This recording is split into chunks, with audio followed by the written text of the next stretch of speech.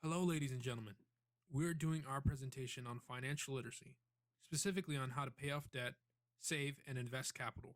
We're going to be using an imaginary friend named Carlos to explain how someone can become financially stable and free. Carlos is a Hispanic male who's accrued multiple forms of debt over the past 2 years. He recently graduated from CSUN with a degree in marketing. Along with that degree came $20,000 in student loan debt.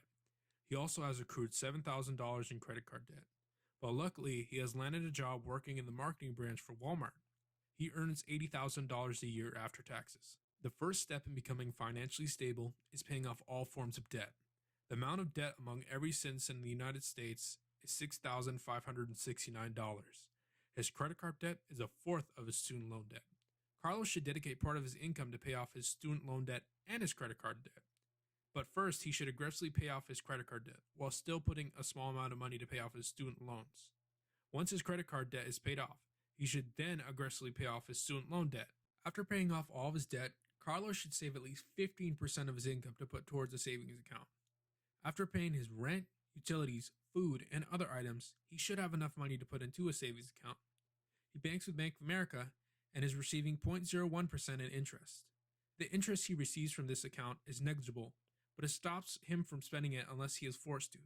He should never touch at least $2,000 worth of his savings, as it should be used only for emergencies. 60% of American households have experienced a $2,000 median cost for their financial emergencies. Over the course of a year, Carlos has saved $15,000. He has saved a little over 15% of his income with good spending habits. He now has capital to invest in financial instruments. He may want to think about investing in a rental property or in stocks. Being a beginner in the subject, he chose to open a Roth IRA at Fidelity and invest in some ETFs. A Roth IRA is an individual retirement account that allows qualified withdrawals on a tax-free basis, provided certain conditions are satisfied. An exchange-traded fund, an ETF, is a type of security that tracks an index, sector, commodity, or other asset. Most ETFs are a complement of different stocks that you receive a piece of once you invest in them. They are lower risk than picking individual stocks.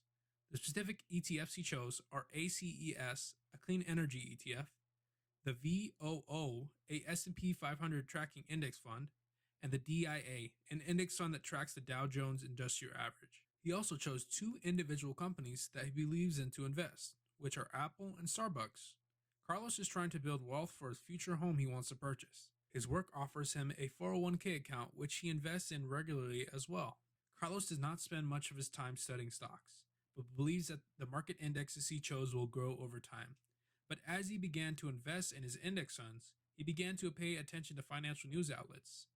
In this, he became knowledgeable about asset classes that present a high risk for a high reward. The three that dominate this class are options, cryptocurrency, and the foreign exchange markets. He does not want to spend the time to learn the ins and outs of trading these assets and chooses to be a passive investor and hope for long-term growth in the broader financial markets. After a few years of saving, investing, and developing good spending habits, Carlos is not stressed over his financial situation. He owns a home and is hoping to retire at 65 and live off of his investments. He's joined the 29% of Americans who are financially healthy, according to the Financial Health Network's Financial Health Pulse. He is passing down the experience and knowledge to his kids so they can be financially stable as well when they are of age. Thank you for listening to our presentation. If you have any further questions, a solid financial source I can offer you is Investopedia. If you are interested in financial news, Bloomberg Business, Yahoo Finance, and CNBC Finance News are great news sources.